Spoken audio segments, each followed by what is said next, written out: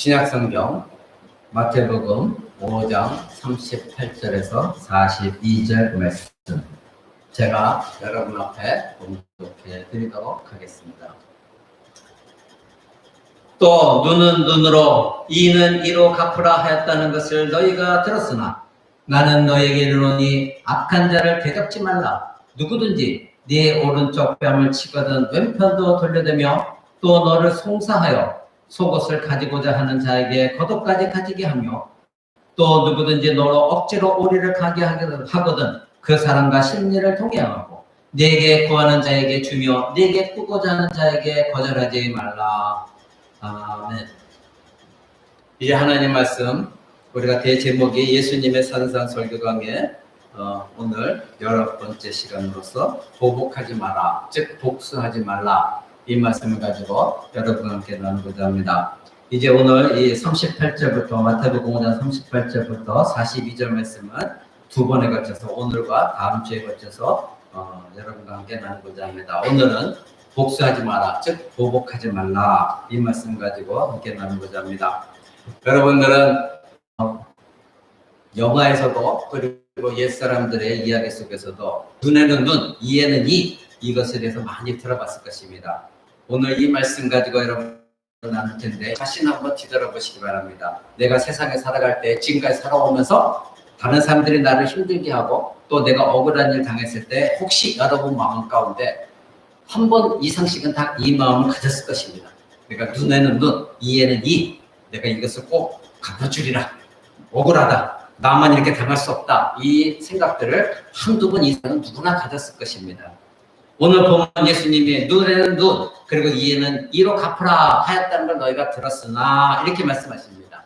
자, 예수님께서 계속 우리가 산상수훈을 보면서 예수님이 이 바리새인과 서기관들에게 하신 말씀에 패턴이 있습니다. 너희가 들었으나 그러나 나는 너에게 이르노니 이 말씀이 계속 나옵니다. 계속해서 너희는 이러이러한 말 가르침을 받았으나 그러나 나는 너희에게 이렇게 말한다. 즉 너희가 지금까지 알고 있던 가르침은 잘못된 것이다. 그래서 내가 새롭게 너희들에게 다시 이 말뜻이 하나님의 이 말씀을 너희 조상들이 잘못 가르친 걸 너희가 들었으니 나는 너에게 다시 이르노라, 다시 알려주노라 이 말씀을 계속하고 있습니다. 나는 너에게 이르노니 즉 너희가 무언가 잘못 가르침을 받고 있다 말씀하시는 거죠. 자, 당시 유대인들, 즉 특히 이 바리새인과 서기관들은 하나님 말씀에 정통한 사람들이에요. 잘 하나님 말씀 알고 있는 자들을 향하여서 예수님이 왜 이런 말씀을 계속하실까요? 너희가 들었으나 나는 너에게 이르노니. 자, 오늘 이 말씀만 가지고도 복수하지 말라, 보복하지 말라 이 말씀만 가지고도 우리가 한번 생각해 보면 당시 이 유대인들, 특히 바리새인과 서기관들은 하나님의 말씀을 자신들의 개인적인 이 복수, 개인적인 그 보복 이것으로 둔갑해서 그들이 가르침을 받았고 그렇게 해석함으로 말미암아 자기들이 그렇게 마땅히 행하는 것이 개인적으로 복수하는 것이 하나님의 뜻이다 이렇게 잘못 알고 있었습니다. 근데 오늘 예수님이 말씀하신 것이 39절에 보니까 그러나 나는 너에게 이르노니 제가 말씀드린 대로 39절 거기에는 앞에도 말씀드렸지만 접속사 즉 영어로는 한국말로 하면 그러나 이것이 빠져 있습니다. 번역에. 그러니까 39절 정확히 번역하면 그러나 나는 너에게 이르노니 그러니까 너희는 이렇게 들었지 그러나 나는 너에게 이르노니 이렇게 말씀하십니다. 그러면서 오히려 뭐라고 말씀하시느냐면 약한 자를 대적치 말고 누구든지 네 오른편 뺨을 치거든 왼편도 돌려대라. 너의 속옷을 누가 재판을 걸어서 속옷을 달라고 하면 겉옷까지 다 줘라. 그리고 누가 너희 보고 오리를 가져가면 심리까지 가라. 예수는 이렇게까지 말씀하십니다. 누가 너에게 돈 좀 꿔달라고 하면 꿔주어라. 이렇게 말씀하세요. 자, 인간은 누구에게나 마음에 숨겨진 복수심이 있습니다. 아까 서두에 여러분에게 말씀드린 것처럼 저나 여러분 어릴 때부터 이런 마음을 참으로 많이 한두 번이 아니라 수없이 가졌을 거예요. 친구 간의 싸움에서도 그래 네가 이렇게 했어? 또 학창 시절에도 네가 이렇게 했어? 하면서 우리는 그런 복수의 마음을 가졌을 것입니다. 우리가 이제까지 누구나 이런 복수의 마음을 가지고 있는 것 이것이 우리들의 보복심이 계속해서 쌓이게 되면 결국은 싸움으로 확장되어지는 것이죠. 그래서 성경은 우리에게 이런 마음을 갖고 있는 것을 정욕이다 말합니다. 그래서 신약성경 야고보서 4장 1절을 보면 이렇게 말하고 있습니다. 너희 중에 싸움이 어디로 그리고 다툼이 어디서 나느냐? 너희 지체 중에서 쌓는 정욕으로 쫓아난 것이 아니냐. 이렇게 야고보서 4장 1절은 말하고 있습니다. 그러니까 우리가 서로 간에 싸움이 일어나고 다툼이 일어나는 것은 뭐다? 서로 너희 가운데 정욕 때문에 일어나는 거예요. 내 안에 욕심, 정욕, 내가 무언가를 하고자 하는, 즉 내 마음대로 내 뜻대로 하고자 하는 이 정욕, 항상 이것이 문제예요. 이것 때문에 쫓아난 것이 아니냐. 너희들이 왜 다툼이 일어나겠니?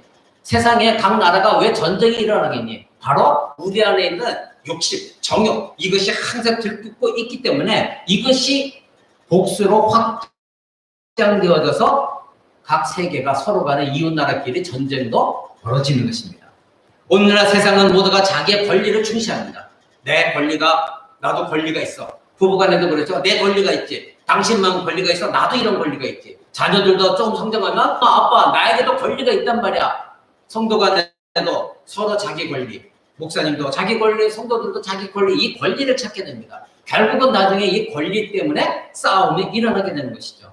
문제는 자신의 권리를 너무 중시하다 보니까 법을 무시하게 되고 그것이 점점 더 강해지면 어떻게 해요? 개인적인 복수로 행동이 나오는 것입니다. 너가 나한테 그렇게 했어? 그럼 나도 너한테 똑같이 해줄게. 한번 해봐. 이것이 복수로 나옵니다. 서로가 자신의 권리를 주장하는 순간 뭐가 일어나면 싸움이 일어나게 돼 있어요. 갈등이 일어나게 돼 있어요.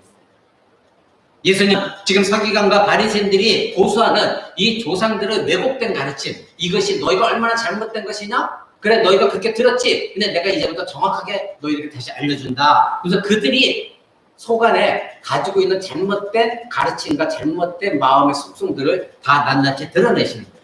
앞에서 여러분 들은 것처럼 가늠의 문제가 그런 것이고 미움의 문제가 그런 것이고 남을 비방하는 것도 그런 것이고 내 마음속에 너희는 아닌 것 같이 하면서 그 속에 있는 겉으로만 멋있게 보였지만 속에 있는 그들의 마음, 오늘날도 우리들의 마음, 들어온 것들을 예수님이 하나하나 다 드러내시는 것입니다.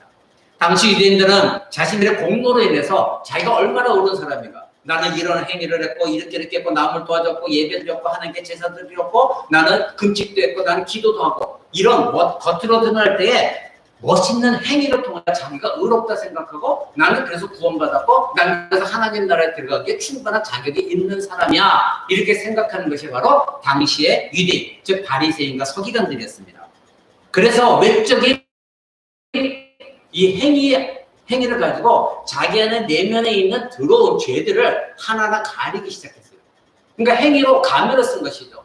자기 행위를 가면을 딱 쓰고 속에 있는 마음은 사람들이 모르니까 속에 있는 그 더러운 것들을 자기 행위로 다 가리고 있었던 것. 그것이 그때 당시에 바리새인과 서기관들이었습니다.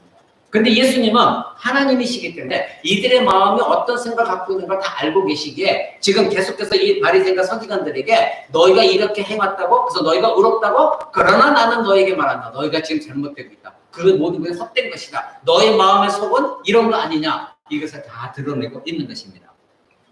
사랑하는 여러분, 우리는 이 세상 속에서 교회 신자든 아니든 예수 그리스도를 믿든 안 믿든 우리는 인간관계 속에서도 또 부모관계 속에서도 자녀와 부모관계 속에서도 우리는 얼마나 많은 위선의 가면을 쓰고 있습니다. 그렇죠? 이것은 부정할 수 없는 것이겠습니다. 그리고 그 가면 쓰고 있는 것은 나 자신이 제일 잘 알고 그리고 내 배우자가 그걸 제일 잘 알고 우리 자녀들이 제일 잘 알고 있습니다. 그래서 그리스도인들은 교회 나와서 아무리 거룩한 척하고 예배드리는 척해도 그 자녀들이 순간순간 말하는 것을 듣다 보면 아, 이것이 가면이구나. 이것을 우리 느낄 때가 많이 있습니다. 자녀들은 솔직해요. 있는 그대로 다 말하거든요. 그러니까 자녀들이 보는 부모, 자녀들이 보는 엄마, 아빠, 그리고 남편이 보는 아내, 아내가 보는 남편, 이게 다 다를 수가 있습니다. 근데 자기 자신은 이것을 가면을 쓰고 나는 그래도 이렇게 어느 정도 거룩해. 이렇게 생각하고 있는 것이 우리 인간의 어리석음입니다. 지금 바리새인들이 그러한 행위를 하고 있었다는 것입니다. 자, 지난 몇 시간에 걸쳐서 예수님은 바리새인과 서기관들의 이 감추어진 마음의 죄, 그것이 바로 너희가 미움으로 살인했다. 너희가 행위로 살인하지 않았다고 자랑했지? 그러나 너 마음속에 누구를 미워했지? 그게 살인이야.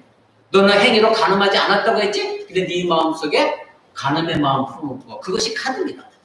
너희는 이혼 증서만 써주면 나는 얼마든지 이혼할 수 있다고 생각했지? 그러나 하나님이 너에게 말씀하세요. 그런 뜻이 아니다. 너희는 그 이혼 증서만 써주면 나는 당당하게, 나는 아주 마치 의로운 사람처럼 이혼을 해놓고 네가 잘못해놓고 그리고 아내에게 이혼 증서를 써놔서 내보내는 것, 그것이 옳은 것으로 너희는 법을 하나님 말씀 율법을 잘못 해석했다. 너희가 만약에 아내가 가늠하지 않았다면 절대 내보내서는 안 돼. 이혼할 수가 없다. 근데 너희들은 이혼 증서만 써주면 너희가 당당한 것처럼 착각하고 있다. 하나하나 예수님께서 이 바리새인들이 잘못 행하고 있는 것들을 알려주고 있습니다. 오늘도 마찬가지입니다. 이런 악한 마음을 가진 이들에게 너희가 눈에는 눈, 이에는 이, 이런 것을 가지고 큰 범죄를 너희가 지금 저지르고 있다. 즉 구약에서 모세에게 주신 하나님의 말씀을 너희가 지금 완전하게 왜곡하고 오해해서 마치 너희가 개인적으로 복수의 행위하는 것, 이것이 의로운 것처럼 너희들이 착각하고 있다.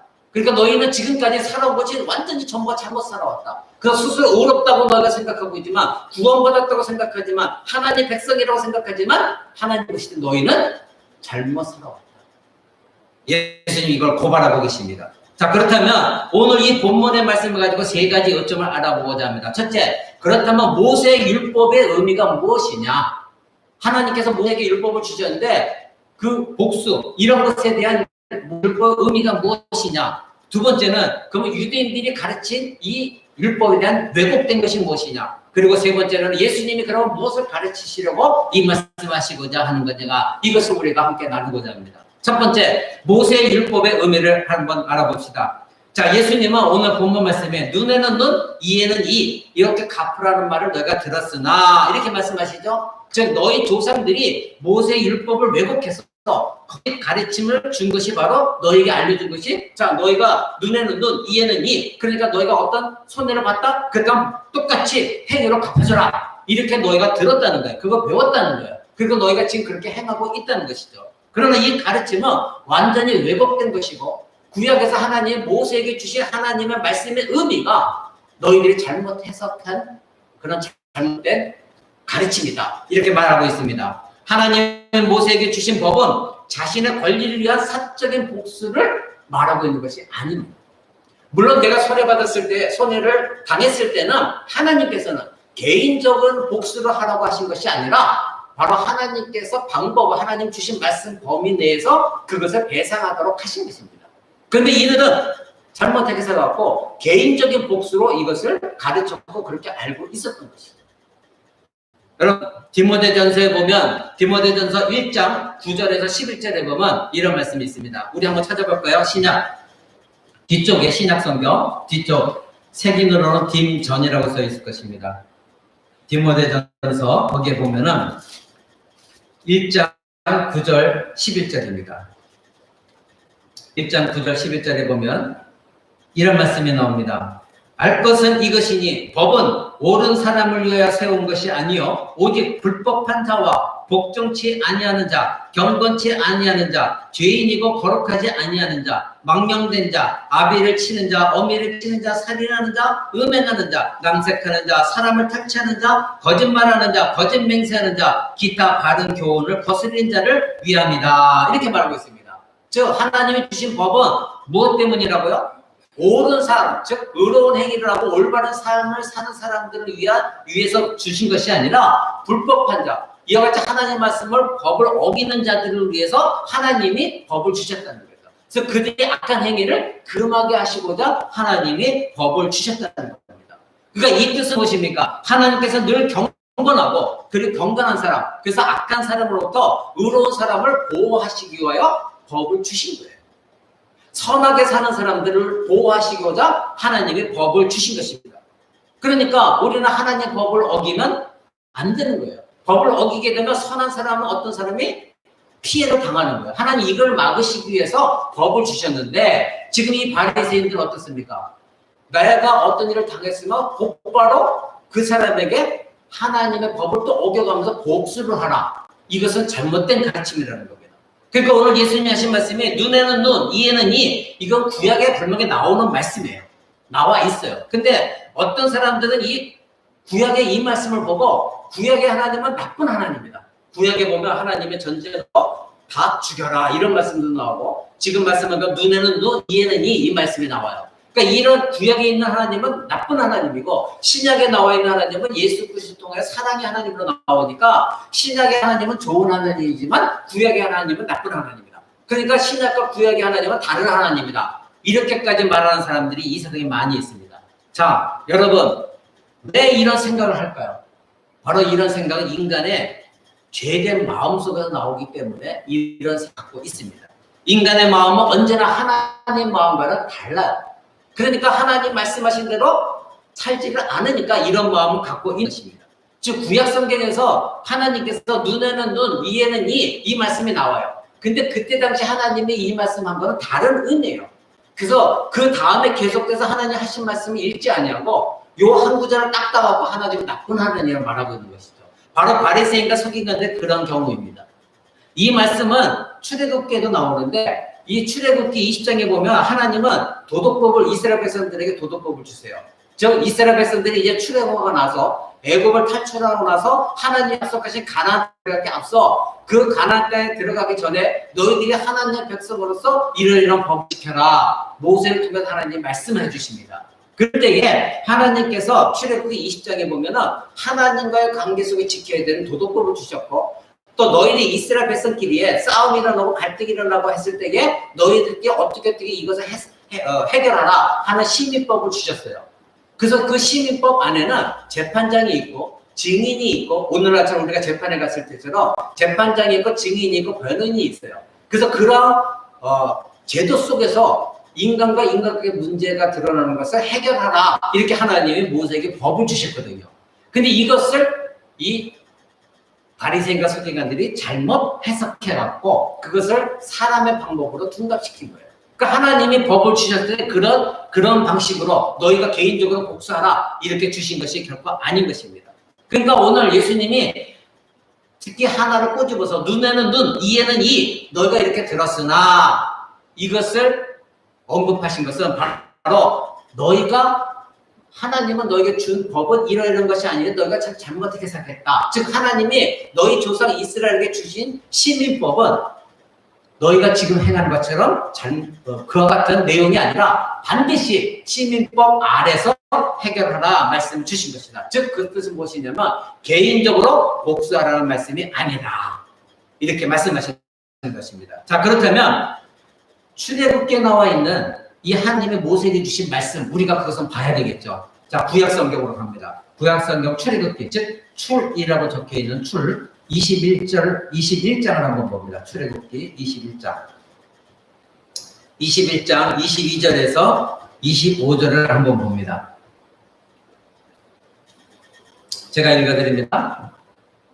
22절에서 25절 사람이 싸우다가 아이 뵌 여인을 다쳐서 낙태하게 하였으나 다른 해가 없으면 그 남편의 청구대로 반드시 벌금을 내되 재판장의 판결을 쫓아낼 것이니라. 그러나 다른 해가 없으면 값되 생명은 생명으로 눈은 눈으로 이는 이로 손은 손으로 발은 발로 데운 것은 데움으로 상하게 한 것은 상함으로 때린 것은 때림으로 갚을지니라. 아멘. 이렇게 말씀하고 있습니다. 자 여러분 거기에 분명히 재판장의 판결을 쫓아서 하는데 뒤에 보니까 눈에는 눈으로 이에는 이로 손은 손으로 발은 발로 이와 같이 갚으라 나와 있어요.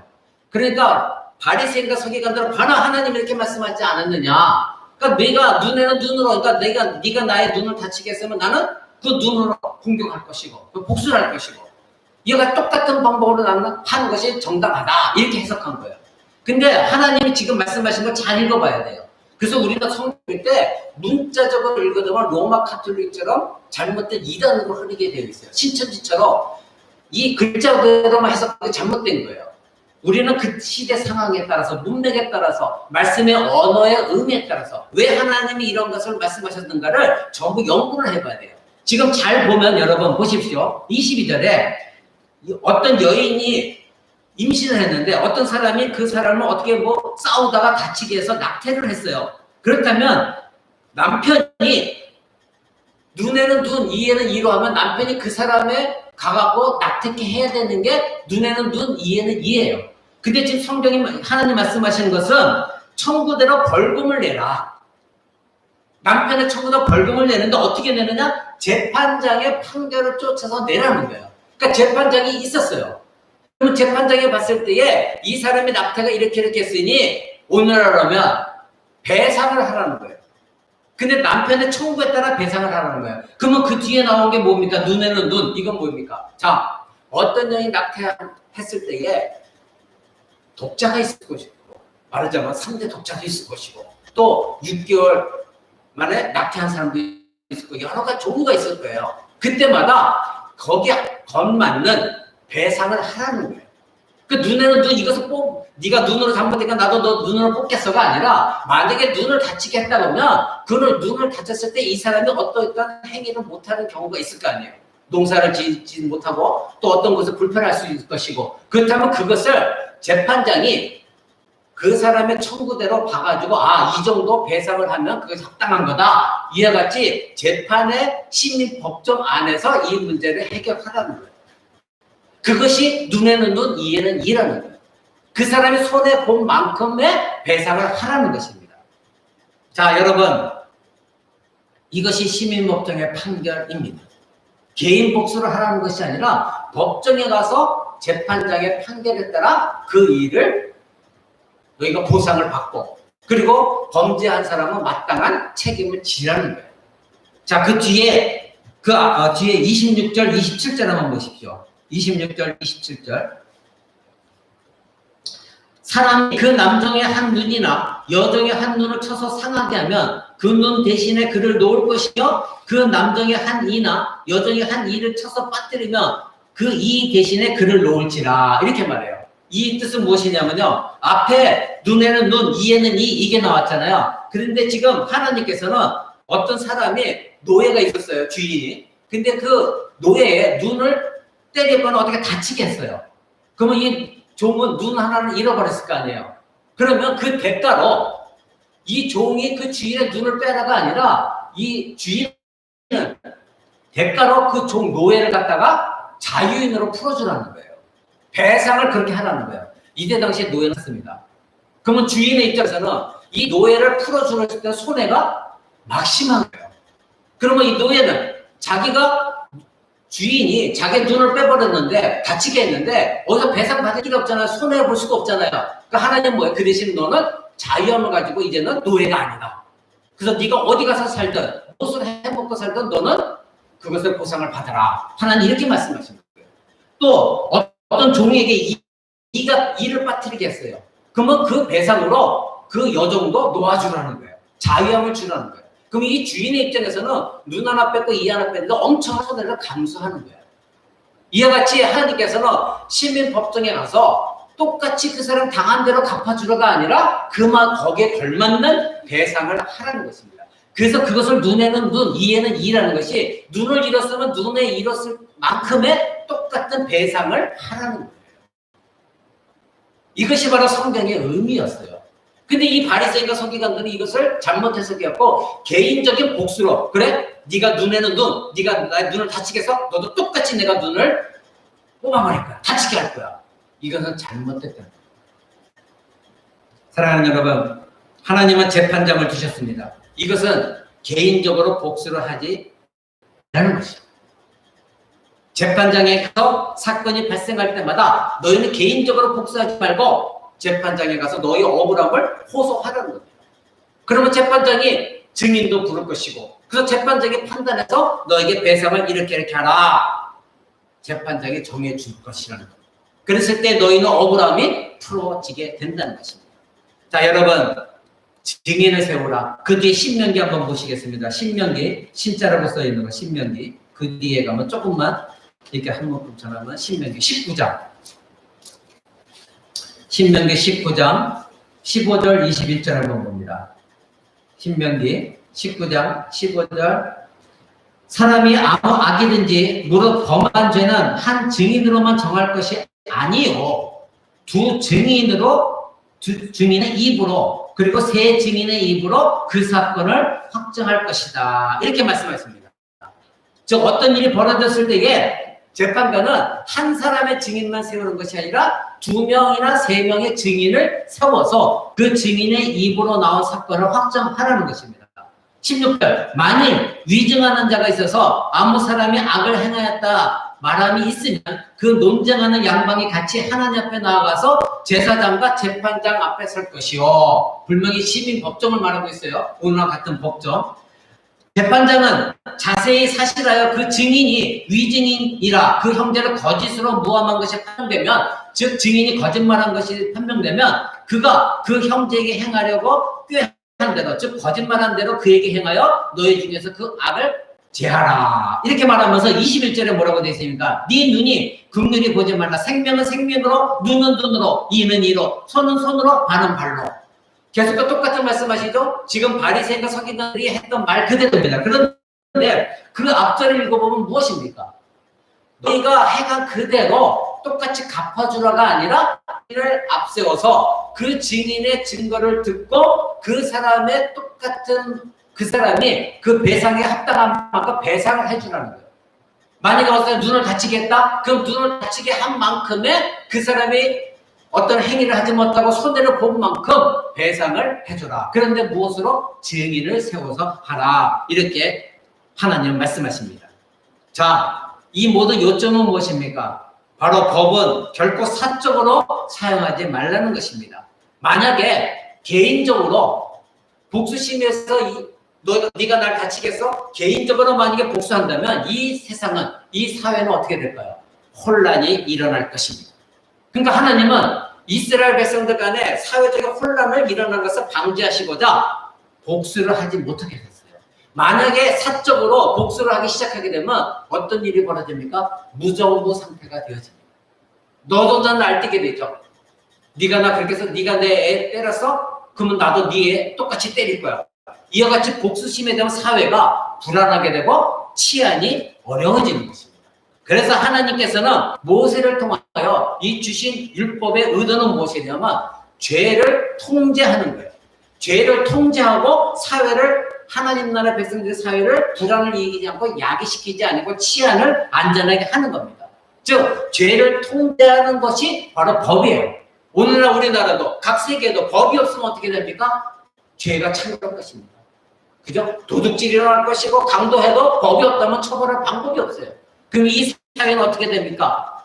개인적인 폭력, 복수가 그냥 끊임없이 일어나면서 사회는 안정된 그런 사회가 되지 못할 거예요. 하나님은 이것을 막기 위해서 모세를 통해 법을 주신 것입니다. 여러분, 지금까지 구약에서 모세에게 주신 율법 몇 가지를 읽어봤습니다. 눈에는 눈, 이에는 이, 네가 당한 대로 복수하라. 이것이 아니라는 걸 여러분 지금 알았습니다.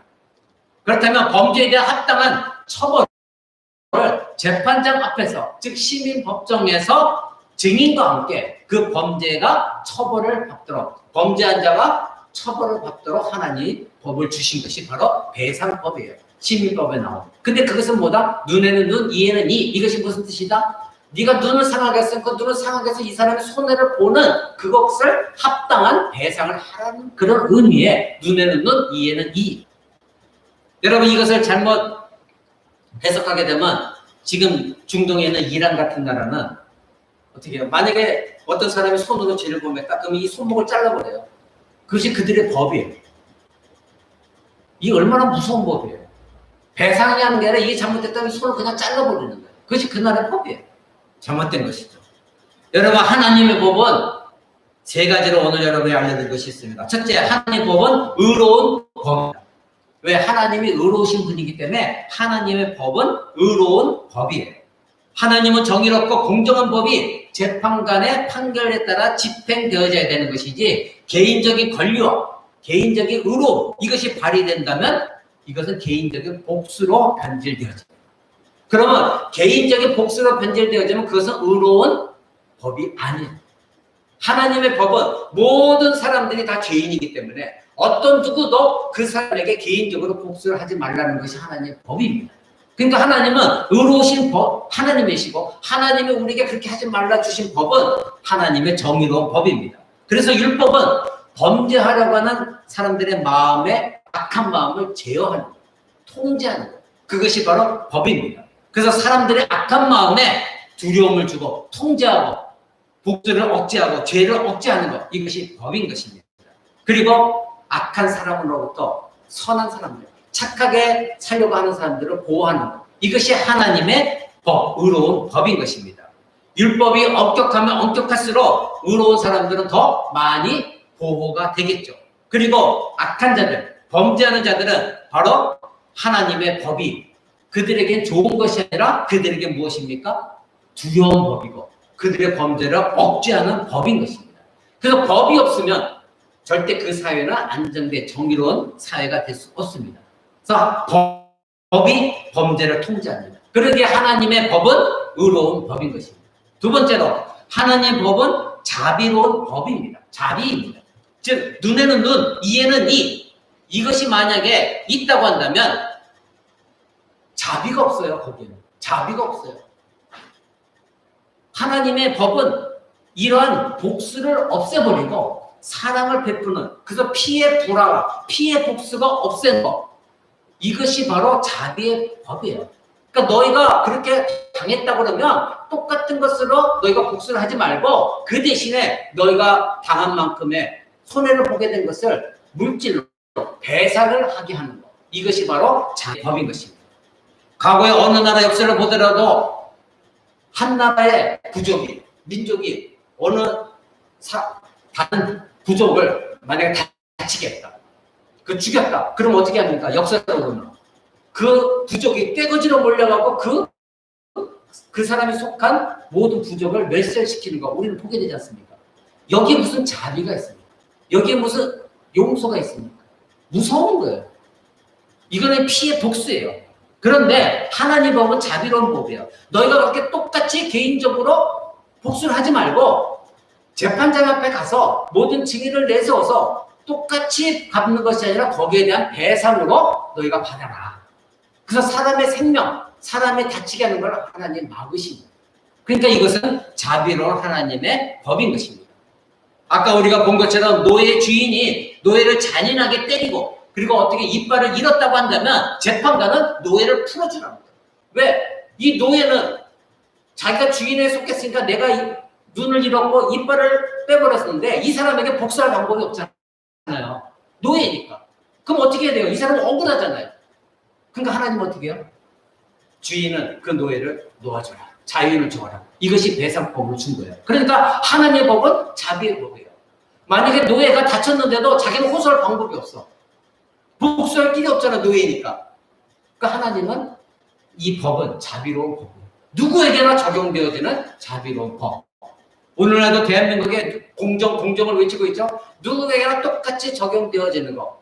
이것이 공정이고 이것이 바로 하나님의 법인 것입니다. 네가 아무리 주인할지라도 네가 노예에게 잘못했다면 노예를 놓아줘라. 이것이 얼마나 자비로운 법입니까?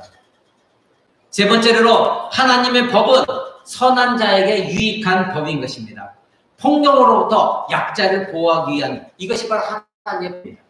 오늘날 사회는 모든 것을 왜곡하고 있습니다. 이 시대는 각자의 권리에 대해 너무나 많은 이야기를 하기 때문에 범죄자들이, 그리고 악한 자들이, 권세가 있다고 하는 자들이, 재물이 있다고 하는 자들이, 법을 알고 있다고 하는 자들이 정직한 자들보다 더 많은 권리를 누리고 있는 것처럼 보입니다. 자기의 권리를 내세우며 시민법으로 다스림을 받기보다는 사적인 감정으로 복수하기를 원하는 것이 오늘날 세상 사람들이에요. 그래도 그나마 법이 있기 때문에 이 사회가 질서를 잡아가고 있는 것입니다. 범죄와 폭력으로 가득 찬 우리의 고통받는 사회는 구약의 율법을 우리는 다시 한번 봐야 됩니다. 특히나 교회가 그렇습니다. 오늘날 교회에 억울한 사람이 있어서는 안 되는 거예요. 만약에 어떤 사람이 억울한 것이 있다고 한다면 그건 교회법에 호소를 해야 됩니다. 그런데 오늘날 설교 강단을 보십시오. 교회 안에서도 부조리한 일이 일어남에도 불구하고 올바른 목소리가 나오지 않고 있습니다. 하나님의 이 의로운 성품, 하나님이 죄를 미워하시고 그리고 악을 법으로 반드시 갚으시는 이 말씀, 진노의 하나님, 이것을 설교하지 않냐고, 교회에서 정당하고 합법적인 징계가 일어나지 않냐고, 그래 나도 죄인인데 저 사람 교회에서 이런 법을 어겼습니다. 그냥 용서해 주십시다. 대충 넘어가는 것. 이것은 교회에서부터 잘못된 것입니다. 교회에서부터 올바른 치리가 있어야 됩니다. 성경은 분명히 예수님은 7일을 하라고 우리에게 가르쳐 주셨습니다. 교회에서 지옥과 영원한 형벌을 말하고 있지 않다면 그 교회는 잘못된 교회입니다. 여러분, 교회 안에서부터 올바른 하나님 법이 세워지고 교회 안에서부터 올바른 치리가 일어나고 교회 안에서부터 올바른 하나님 말씀이 진노하신 하나님 말씀이 선포되어져야만이 이 세상에 영향력을 미칠 수가 있는 것입니다. 그래서 하나님의 어떤 분이고 하나님의 성품에 대해서 말하지 않고 그 하나님은 사랑의 하나님이야 용서의 하나님이야 이것만 말한다면 설교 강단은 잘못된 하나님 알려주고 있는 것입니다. 하나님은 법을 주셨어요. 하나님 의로우신 분이에요. 반드시 우리의 죄에 대해서는 심판하시는 하나님이십니다. 그런 하나님의 성품에 대해서 말하지 아니하고 그저 하나님은 좋으신 하나님이야 이것만 말하고 있다면 그건 잘못된 교회입니다. 교회가 죄를 징계하는 것을 중단한다고 했을 때 교회는 범죄를 방종하게 되고 그리고 당연히 사회는 혼탁해지게 되어 있습니다. 법은 유익한 것입니다. 왜요? 약한 자들, 법을 지키는 자들, 선한 자들, 하나님을 두려워하는 자들 이런 사람들을 보호하고 그들을 악에서부터 범죄자들로부터 보호하는 기능을 하는 것입니다. 왜 하나님이 권세자들을 세우셨습니까? 그들이 아무리 약한 자들 할지라도 권세자들에 순종하라 성경 그렇게 말합니다. 여러분 신약성경 13장 한번 봅니다. 로마서 13장 롬이라고 써있는 로마서 신약 뒤편에 뒤쪽에 보면 신약성경 로마서 13장 3절 4절 한번 봅니다. 네, 로마서 13장 3절, 4절. 제가 읽어드립니다. 관원들은, 즉, 권세자들이에요. 통치자들. 오늘날로 말하면 대통령이나 이런 공직자들을 말합니다. 관원들은 선한 일에 대하여 두려움을 베이지 않고 악한 일에 대하여 대나니 네가 권세를 두려워하지 아니하려느냐. 선을 행하라. 그리하면 그에게 칭찬을 받으리라. 그는 하나님의 사자가 되어 네게 선을 이루는 자니라. 그러나 네가 악을 행하거든 두려워하라. 그가 공연히 칼을 가지지 아니하였으니 곧 하나님의 사자가 되어 악을 행하는 자에게 진노하심을 위하여 보응하는 자니라. 자, 권세자에게 하나님이 왜 권세를 주셨느냐? 선한 사람은 경찰을 두려워하지 않습니다. 그죠? 여러분 막 운전을 하고 가다가 자기가 법을 어긴 사람은 경찰이 나타나면 뜨끔합니다. 왜요? 경찰이 권세를 갖고 있기 때문에. 법을 어긴 자들에게 그들을 고발할 수 있고 그들을 처벌할 수가 있기 때문에. 그래서 그들에게 권세를 줬다는 거예요. 그러니까 지금 성경에 말하고 있는 것은 3절에 관원들은 즉 그렇게 치리자들은 선한 일에 대한 두려움을 되지 않고 악한 일에 대하여 악한 행사를 하는 사람이 두려움이 된다는 거예요. 즉 내가 법을 지켰고 착한 사람은 경찰을 아무리 봐도 나는 두려워하지 않아요. 그죠? 우리가 걸어갈 때 아무 죄가 없는데 경찰을 괜히 두려워합니까? 두려워하지 않았다는 거예요. 그래서 이 세상 사람들에게 권세를 주셨다는 겁니다. 그래서 4절에 보면 4절 중간절에 봅시다. 그가 공연히 칼을 가지지 아니하였다. 이 칼이라는 건 뭐냐면 너희들에게 범죄를 저질러서 범죄 합당한 그런 법으로 다스리는 칼이에요. 그 칼을 그냥 주는 것이 아니다. 곧 하나님의 사자가 되었다. 즉 이건 뭐예요? 권세자, 통치자들, 대통령 이런 사람들에게 하나님의 사자로서 하나님의 쓰임받는 자가 되어져서 악을 행하는 자에게 진노하심을 위하여 그들이 너에게 보응한다. 그들이 너에게 벌을 내린다. 이 말씀이에요. 각 나라마다 통치자가 있습니다. 그래서 그 통치자들에게 순복하라는 겁니다. 자, 이 말씀의 뜻은 여러분 또 오해하지 마십시오. 그 통치자가 잘못 행하고 있어요. 많은 부정과 부패를 벌이고 있는데 그 사람이 통치하라는 뜻이 아니에요. 이 사회가 너희가 법을 어긴 자들에게 벌을 주고자 통치자를 세우셨다는 거예요. 근데 그 통치자는 어떤 방식으로 백성들을 다스리라? 법으로 다스리라는 거예요. 그것이 법치 국가라고 하는 겁니다. 그래서 민주주의는 법치 국가라는 것이 어떤 통치자가 자기 마음에 안 든다고 저 사람 죽여. 과거에 우리나라가 그랬죠. 군사정권 시절 때 통치자 마음에 안 들면 무조건 감옥에 넣고 죽여버리고 고문하고 이랬잖아요. 법은 있었는데 그 법이 아무 소용이 없었어요. 그래서 선진국일수록 법치주의예요. 통치자가 자기가 권력 있다고 함부로 그 사람을 죽이거나 고문할 수가 없어요. 법에 따라서 해야 되는 거예요. 이것이 법치주의예요. 그래서 통치자를 세웠다는 거예요. 만약에 통치자가 그런 법을 가지고 너희를 다스리다 거기에 순종하라는 것이지, 그 통치자가 악을 해놓고 있는데 그 통치자부터 법을 어기고 있는데 거기에 순종하라는 뜻이 아닙니다. 그래서 하나님이 이 세상에 통치자를 세우셨다는 거예요. 자, 여러분, 예수님은 율법을 하러 온 것이 아니라 완전하게 하시고자 오셨다 말씀하셨습니다. 하나님이 주신 법 어떤 것이라도 1.1획도 없어진 듯이 다 이루어질 것이다, 이렇게 예수님이 말씀하셨습니다. 구약에서 하나님이 주신 이 법은, 시민법은 나에게 범죄한 범죄자를 사적으로 복수해서는 안 된다는 법입니다. 이 법은 지금도 살아있고 지금도 우리가 이 법을 발전시켜서 시민법으로 아주 세분화시켜서 우리에게 법으로 주신 것이에요. 그래서 통치자는 그 법을 가지고 우리를 다스리는 거예요. 그러니까 만약에 오늘날에 내가 어떤 것을 당했다고 해서 이 사람에게 똑같이 도드려서 싸움인다면 오늘날 법은 무엇입니까? 쌍방 폭행죄가 적용되는 거예요. 누가 나를 때렸다고 해서 내가 이하고 같이 때리게 되면 이 사람도 벌을 받아요. 그러니까 나는 법에 호소를 해야 돼요. 시민법에 호소를 해요. 네가 나를 때렸구나 하고 같이 때리면 이 사람도 범죄자가 되는 거예요. 이것이 하나님 주신 법인 것입니다. 여러분,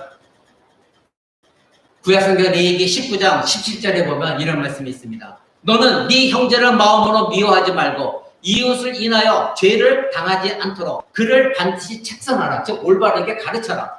원수를 갚지 말며 동포를 원망하지 말며 이웃 사랑하기를 네 몸같이 하라. 나는 여호와니라. 이렇게 말씀하셨어요.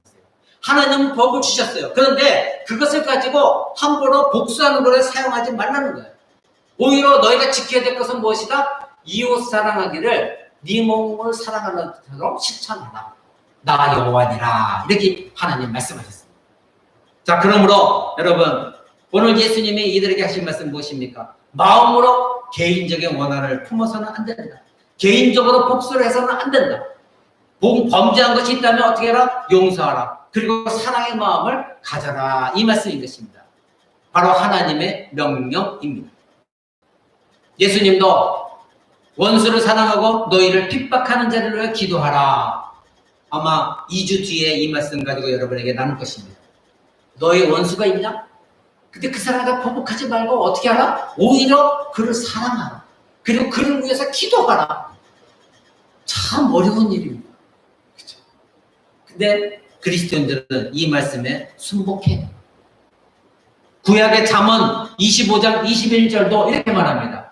네 원수가 배고파 하거든 먹을 것을 주어라. 네 원수가 목이 마르다 하면 마시오를 물을 주어라. 여러분, 여러분의 남편이 여러분의 아내가 미워 죽겠는데 나 배고파. 밥 차려줄 마음이 없죠. 근데 배고프다면 먹여라. 목마를 가라면 물을 줘라. 이렇게 우리에게 명령하고 있습니다. 잠언서 24장 29절에도 이렇게 말합니다. 너는 그가 네게 행함같이 나도 그에게 행하여 그 행한 대로 갚겠다 하지 말라. 명령하고 있습니다. 그래, 남편, 당신이 나한테 이렇게 했지? 나도 똑같이 늦게 들어와서 나도 나가서 늦게 들어올 거야. 술 먹어서 나도 술 먹을 거야. 똑같이 행한 대로 갚지 말라는 것입니다. 바로 이것이 뭐야? 이에는 이, 눈에는 이런 식으로 개인적인 복수를 하지 말라는 것입니다. 여러분, 예수님은 십자가에 매달려 자신을 십자가에 못 박아 죽게 하라. 저 사람은 십자가에 못 박아서서 그렇게 외쳤던 사람들을 향하여 십자가에 못 박아 죽어가는 가운데서도 하나님, 저들의 죄를 용서하소서. 저들이 지금 하는 것을 무엇인지를 알지 못하나이다. 그들을 용서하셨어요. 지금 고통 가운데서도 나는 아무 죄가 없음에도 불구하고 십자가에 못 박혀 죽으시면서도 우리를 위하여 하나님, 저들을 용서해 주옵소서. 기도하셨어요. 그 자리에 우리가 만약에 살아있었다면, 그 자리에 있었다면 우리도 똑같이 그들처럼 예수님은 십자가 못 박아서서 우리 외쳤을 것입니다. 그러나 예수님은 그 죄를 우리에게 똑같이 갖지 않으시고 오히려 십자가에 죽으시면서 우리의 죄를 영원토록 용서하셨습니다. 사랑의 하나님, 사랑의 여러분, 우리는 바로 예수 그리스도의 죽으심 때문에 구원받은 자들이에요. 예수께서 십자가 죽음 때문에 용서받았고 하나님의 사랑을 받은 자. 여러분 마음에 원한이 있습니까? 용서하지 못할 사람이 있습니까? 용서하십시오. 두 번째로 이 유대인들이 왜곡한 모세의 율법을 한번 보시기 바랍니다. 바로 이들은 이에는 이, 눈에는 눈, 이것을 잘못된 가르침으로 시민 법정을 무시하고 개인적인 복수로 이들은 만들었고 증오로 가득 찬 마음을 자기 자신의 정당화시켰습니다. 내가 누구를 미워할 때 바로 원수된 마음을 가지고 미움을 가지고 똑같이 살인의 죄를 범해도 폭행죄를 범해도 이들은 내가 정당하다 이렇게 생각을 하게 했습니다. 그래서 예수님은 그들에게 너희는 율법을 지킨다면서 의로운 척하지만 너희는 결코 의로운 것이 아니라 너희가 지금 하나님 말씀을 잘못 왜곡하고 겉으로 의로운 척하지만 너희들은 지금 엄청난 죄를 범하고 있다. 바로 눈에는 눈, 이에는 이, 이것은 하나님 모세에게 주신 율법을 왜곡한 잘못된 것이다. 이렇게 예수님 말씀하신 것입니다. 복수는 하나님께 맡기시기 바랍니다. 복수는 하나님이 하십니다. 여러분 지금 로마서 펼치고 있죠? 그 앞에 12장 17절 한번 보시기 바랍니다. 로마서 12장 17절 이렇게 말씀하십니다. 아무에게도 악으로 악을 갚지 말고 모든 사람 앞에서 선한 일을 도모하라. 할 수 있거든 너희로서는 모든 사람으로 더불어 화평하라. 내 사랑하는 자들아 너희가 친히 원수를 갚지 말고 하나님의 진노하심에 맡기라. 기록되었으되 원수 갚는 것이 내게 있으니 내가 갚으리라 하고 주께서 말씀하시니라. 아멘. 여러분이 억울한 것이 있습니까? 여러분이 원수 갚을 일이 있습니까? 정말 지금도 미워하는 사람이 있습니까? 그렇다면 누구에게 맡기라? 하나님께 맡겨라. 하나님께서 갚아주신다는 것입니다. 여러분이 개인적으로 그 사람의 사적으로 복수하며 미워하며 원망하며 원수된 마음을 가지고 있으면서 죄를 범하지 말라는 것입니다. 그 모든 것을 하나님이 알고 계시니 하나님께 기도하면서 하나님께 맡겨드리라는 것입니다. 하나님이 해결하신다는 것입니다. 하나님께서 재판장이 되어 주시겠다는 것입니다. 여러분 구약에 보면 다윗이 나옵니다. 다윗은 결코 복수하지 않았습니다. 사울왕이 아무 잘못 없는 다윗을 죽이려고 다윗을 추격하고 다윗을 미워했지만 다윗은 이 사울왕을 복수할 수 있는 기회가 있었습니다. 그럼에도 불구하고 이 다윗은 사울왕을 절대 죽이지 않았습니다. 똑같은 방법으로 대하지 않았습니다. 왜 그랬을까요? 하나님이 사울을 기름 부으셔 왕으로 세웠고 첫 번째는, 두 번째는 똑같은 방식으로 자기가 복수하지 않아도 하나님께서 내가 하나님 앞에 선하고 떳떳하다는 것을 하나님이 아시기 때문에 하나님 모든 심판권을 의뢰했습니다. 하나님이 하실 것이다. 그걸 믿었습니다. 그래서 사울이 굴 밖으로 나갔을 때에 나는 당신을 죽일 수 있었으나 나는 당신을 죽이지 않았습니다. 왜? 하나님께서 하실 것이기 때문에. 이것을 다윗이 외쳤던 거죠. 여러분 구약의 사무엘상 3상이라고 적힌 거 사무엘상 한번 보십니다. 3이라고 적혀 있죠? 3에 사무엘상이 있고 하가 있습니다. 앞에 3상 24장 11절 15절 한번 봅니다. 3이라고 적힌 구약성경 앞쪽에 구약성경 3이라고 적힌 곳에 상이 있고 하가 있는데 사무엘상 24장 11절 15절 한번 봅니다. 제가 말씀할게 15절만 읽어드릴게요. 제가 대충 말씀드렸으니까 15절. 그런즉 지금 이 다윗이 외치는 겁니다. 그런즉 여호와께서 재판장이 되어 나와 왕 사이에 즉 나와 사울왕 사이에 판결하사 나의 사정을 살펴 신원하시고 나를 왕의 손에서 건지시기를 원하나이다. 이렇게 외친 것입니다. 즉 이 다윗은 내가 당신을 분명히 죽일 수 있는 기회가 있지만 나는 당신을 죽이지 않았습니다. 왜? 당신 사울왕과 사이에 하나님의 재판장 되셔서 하나님의 내 모든 걸 알고 계시기 때문에 하나님께서 이 모든 억울함을 풀어주실 것입니다. 하나님의 재판장이 되어져서 하나님이 당신을 벌하게 하실 것입니다. 나는 복수하지 않을 겁니다. 이것이 다윗 왕이었어요.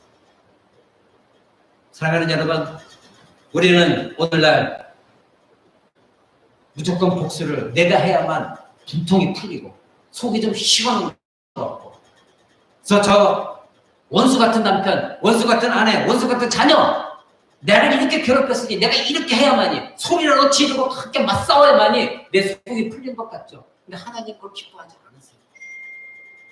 하나님, 저 원수 같은 남편 내 마음을 알고 계시죠? 내가 얼마나 지금 부떡 터지는 거, 얼마나 억울합니까? 내가 얼마나 지금 가슴이 쓰라리고 속이 지금 메어지고 내가 미치겠습니다. 이 마음 아시죠? 그러나 하나님, 남편과 나 사이의 재판자는 하나님이 되시기 원합니다. 내 마음 모든 걸 알고 계시니 내가 기도합니다. 하나님, 이 문제 해결해 주세요. 이런 문제가 난 도저히 못 찾겠습니다. 죄를 자꾸 범하고 싶습니다. 개인적으로 난 보복하고 싶습니다. 그러나 나는 하나님 백성에게, 그리스도인에게 죄를 참고 하나님께 모든 걸 맡겨드립니다. 내 마음을 평안해 주시고 하나님 이겨낼 수 있도록 나를 도와주시고, 그리고 저 남편 하나님 손에 맡기니 하나님이 심판자가 되게 되어 주옵소서.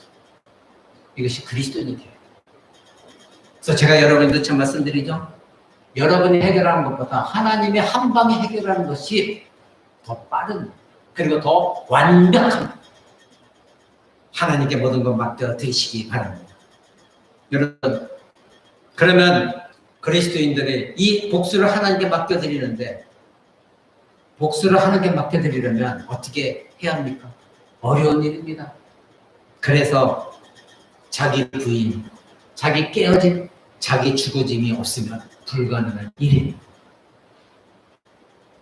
예수님은 이 땅에 하나님이심에도 불구하고 우리가 하나님 백성으로 구원받는 이 문제를 해결하기 위하여 죄가 없으심에도 이 땅에 오셔서 하나님이신 그 몸 자기를 부인했습니다. 부정했었어요. 그리고 인간의 몸을 입고 인간처럼 똑같이 되셔서 십자가에서 고통당하시고 죽으셨어요. 그리고 우리를 용서하셨습니다. 이것이 자기 부인, 자기 깨어짐. 우리는 예수님처럼 완벽하게 그렇게 하지는 못합니다. 우리는 인간이기에. 그러나 끊임없이 성화의 과정을 통하여, 그래야 하나님, 내가 오늘도 죽어지겠습니다. 나 자신을 부인하겠습니다. 예수님 말씀하셨습니다. 너희가 나를 따르려거든 너희 십자가를 지고 너 자신을 부인하지 않으면 나를 따를 수가 없다 하셨습니다. 여러분 안에 억울한 거 있습니까? 고통이 있습니까? 가정 가운데, 세상 가운데 이 모든 문제 하나님께 올려드리고 기도하시기 바랍니다. 사도 바울 선생은 빌립보서 1장 20절 이렇게 말씀하셨습니다. 살든지 죽든지 내 몸에서 그리스도가 존귀 되기를 원하노라. 아멘. 빌립보서 2장 20절입니다. 살든지 죽든지 내 몸에서 그리스도가 존귀하게 되기를 원하노라. 왜 그랬습니까? 내가 예수 그리스도를 만났더니 그동안 나는 의로운 존재였고, 나는 죄를 범한 적 없고, 하나님 법을 완벽하게 행위로 다 지켰고, 나는 누가 뭐래도 하나님 백성이다. 그러면서 오히려 예수 믿는 자들을 쫓아다니면서 그들을 잡아서 옥에 가두고 핍박했던 사도 바울이었습니다. 근데 그가 부활하신 예수 그리스도를 만나고 나서 그분이 나 같은 죄인 때문에, 내가 겉으로 행위로 의로운 사람이었고 모든 자들에게 떳떳한 사람이었지만, 그러나 예수 그리스도 십자가를 바라봤더니 내가 얼마나 참혹한 죄인이었던 것을 그가 깨닫기 시작했던 것입니다. 아, 예수님은 나 때문에 죽으셨던 것이구나. 내 안에 이런 행위로서 의로움, 내 안에 더럽고 추악한 모든 갇혔던 의로운 행위를 다 벗겨냈더니 내가 가장 큰 죄인입니다. 그래서 그 사도 바울이 말한 게 무엇입니까? 내가 죄인 중에 괴수였다. 그가 그렇게 고백했던 것입니다. 그러면서 예수를 만난 다음에 내가 살든지 죽든지, 내가 살았든 죽었든 간에 내 몸에서 예수 그리스도가 살아계시고 내 몸에서 예수 그리스도가 가장 존귀되기를 나는 그것을 원하노라. 이것을 고백했던 것이 사도 바울 선생님. 나는 살든지 죽든지 나는 그리스도의 것이다. 왜? 그분이 나를 위해서 십자가에 죽었기 때문에. 그러니 내가 누구를 미워하고 누구를 원수 줄 것이고 누구에게 내가 심판할 수 있다면 내가 가장 큰 죄인입니다. 그리고 예수님이 이 땅에서 나를 구원하셨는데, 내가 아무리 잘했다 할지라도 나도 역시 죄인인데 모든 것을 하나님께 맡겨드리고, 오직 그런 미움의 생각보다 내 안에 그리스도가 살아계시다, 내 안에 그리스도가 존귀되기를 원한다, 이것이 가장 큰 나의 소망이다 고백했습니다. 사랑하는 코람대교 성도 여러분, 우리가 기억해야 될 것은 여러분의 자아가 살고 이기적이 되면 언제나 여러분 안에는 악과 복수가 꿈틀거립니다. 여러분의 자기 자아, 자기 사랑, 자기 권리, 이것이 여러분 안에 여전히 살아서 큰 힘을 발휘하게 되면 여러분 안에는 누가 됐든 복수심이 여러분 안에 꿈틀거리게 되어 있습니다. 그러나 여러분 사도 바울의 고백처럼 내 안에 그리스도가 살아계시며 그리스도가 내 안에 존귀케 되기를 원하고 있다고 한다면 여러분이 어떤 억울한 것을 당한다 할지라도 이제는 상대방을 향한 악한 마음과 복수심이 아니라 이제는 예수님처럼 용서와 사랑, 이 마음이 여러분 안에 용서성 오르고 이제는 하나님을 의지하며 하나님께 기도할 것입니다. 하나님, 내가 저 사람이 믿지 마라. 나는 잘못된 것이 없지만 억울하지만 그러나 저 사람을 용서하고 저 사람을 사랑하기를 원합니다. 내 안에 힘이 되어 주셔서 예수 그리스도가 내 안에 계시기 때문에 나는 그리스도를 의지하며 하나님께 모든 걸 맡겨드립니다. 내 억울함을 하나님이 아시죠? 하나님 이 문제 해결해 주옵소서. 그렇다면 하나님께서 여러분의 그 억울함을 아시고 여러분의 그 기도를 들으시며 기뻐하시며 그 문제를 하나님이 해결해 주십니다.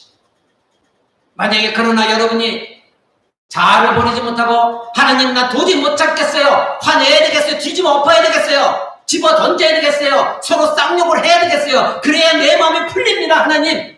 그렇다면 여러분 안에는 자기 사랑이 여전히 살아있고 예수 그리스도의 십자가 못 박힌 것을 여러분이 아직도 믿지 못하는 것이고 그 예수 그리스도의 사랑과 용서가 여러분을 지배하지 못하는 것입니다. 그렇다면 여러분은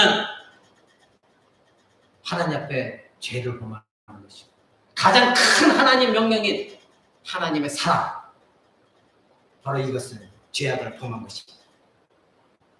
여러분이 만약에 싸우기 시작한다면 여러분의 자기 안에 자기 사랑은 파괴되기 시작한 것입니다. 처참하게 나의 과거는 죽어지기 시작합니다. 나의 의로움은 사라지기 시작할 것입니다. 여러분은 지금까지 나의 의로움을 신뢰하며 살아왔습니다. 그러게 내가 의롭다 생각하는 것입니다. 그러나 여러분, 남편과 나 사이에, 자녀와 나 사이에, 이웃과 나 사이에, 부모와 나 사이에 내가 의롭다 한들 하나님 앞에 가보십시오. 그 의로움이 하나님께서 그래 너 잘했다, 너 의롭다 하실 것 같습니까? 아닙니다. 내가 생각하는 상대방에 대한 나의 의로움은 하나님 앞에 가서는 범죄입니다. 왜요? 하나님 앞에서 의인은 아무도 없기 때문입니다. 그러기에 여러분이 만약에 내 의로움을 신뢰하기 시작하면 그것은 여러분의 자기 사랑에 빠지게 되고 남을 원망하게 되고 남을 비판하게 되고 그리고 그 사람을 미워하기 시작하면 원수 같기 시작하는 것입니다. 자기 자아가 파괴되어져야 됩니다. 자기 의를 신뢰하는 것이 파괴되어져야만이 여러분이 예수 그리스도를 믿고 십자가 길을 걸을 수가 있는 것입니다. 자기 죽어짐, 자기 부인은 무엇입니까? 바로 나는 상처를 입었으나 나는 피해를 당했으나 나는 내 마음이 쓰라릴 정도로 도저히 용서할 수 없는 나는 손해를 봤으나 그러나 상대방을 보복하지 아니하고 용서하고 사랑하는 것, 이것이 어렵습니다. 예수님이 걸으신 길입니다. 어렵습니다.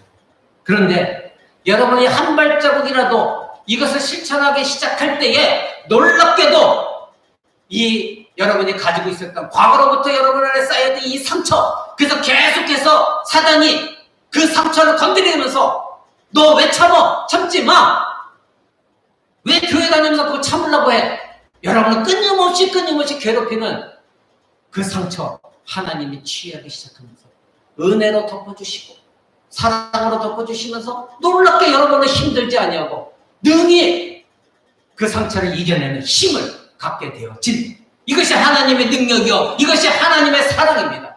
여러분 사도 바울은 갈라디아서 2장 20절에 이렇게 고백하고 있습니다. 내가 그리스도와 함께 십자가에 못 박혀 죽으나니 이제는 내가 사는 것이 아니요 내 안에 그리스도께서 사는 것이다. 이렇게 고백하고 있습니다. 이미 여러분은 옛사람과 함께 옛사람의 죄가 십자가에서 예수께서 죽으셨을 때 함께 죽은 존재들입니다.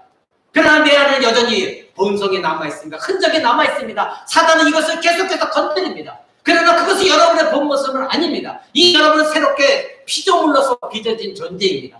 하나님 앞에서는 거룩한 존재들입니다. 그런데 내 안에 남은 이 흔적을 가지고 계속해서 사단은 여러분을 지옥으로 끌고 가기를 원하고 있습니다. 넘어가지 마십시오. 사도 바울은 고백했습니다. 갈라디아서 2장 20절, 내가 그리스도와 함께 십자가에 못 박혀 죽었나니 이미 끝났다는 것입니다. 저와 여러분은 예수 그리스도를 믿음으로 말미암아 이미 옛사람은 죽었습니다. 그러니 이제는 내가 사는 것이 아니라 내 안에 누가 산다? 예수 그리스도, 그분이 살아계신 것, 그 사람의 정체성이 바로 그리스도인의 정체성입니다. 그러나 여러분, 과거의 상처 아직도 붙들고 미워하고 복수하고 싶어하고 똑같이 행동하고 싶어하고, 그래야 내 마음이 풀리고, 그것은 그리스도의 정체성이 아닙니다. 예수님이 그걸 위해서 십자가에 죽으신 것이 아닙니다. 바로 예수님 오늘 본문 말씀에 이 바리새인과 서기관들이 그것을 깨우쳐주고 싶으신 것입니다. 너희들은 그렇게 생각하고 있지, 그러나 하나님의 너에게 주신 법의 의미는 그것이 아니다. 모든 것을 하나님이 세우신 재판장에 맡기라. 그것이 하나님께 맡기는 것이다. 여러분, 부부관계는 서로가 재판장에 갈 일이 어떻습니까? 그럼 여러분의 재판장은 누구십니까? 하나님. 하나님께 맡겨드리십시오.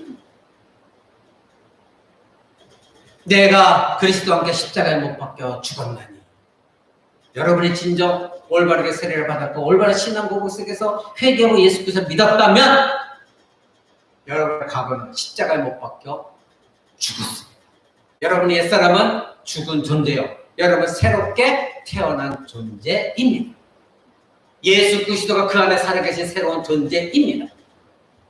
그런데 여러분, 아직도 복수하고 싶은 마음, 원망하고 싶은 마음, 뒤집어 엎고 싶은 마음, 여전히 과거에 이미 다 치유받았던 옛사람의 상처 건드리는 그 사단, 거기에 하와가 넘어간 것처럼 여러분 여전히 그 유혹에 넘어갈 것입니다. 말씀 맺고자 합니다. 지금 혹시 복수하고 싶은 마음, 상대방이 누군가가 있습니까? 성경은 말합니다. 내 사랑하는 자들아, 너희가 친히 원수를 갚지 말고 하나님의 진노하심에 맡기라.